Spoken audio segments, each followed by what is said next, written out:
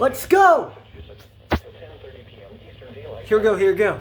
At 8:33 p.m. Eastern Daylight Time, Doppler radar indicated thunderstorms producing heavy rain across the warned area. Between 0.5 and 1.5 inches of rain have fallen. The expected rainfall rate is 1 to 1.5 inches in 1 hour. Additional rainfall amounts up to 1 inch are possible in the warned area. Flash flooding is ongoing or expected to begin shortly.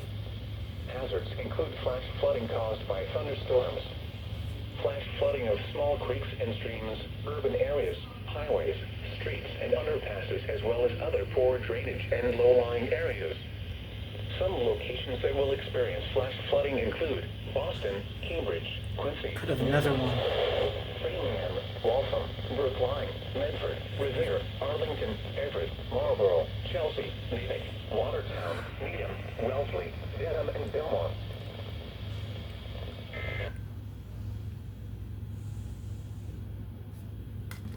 The National Weather Service forecast for Massachusetts.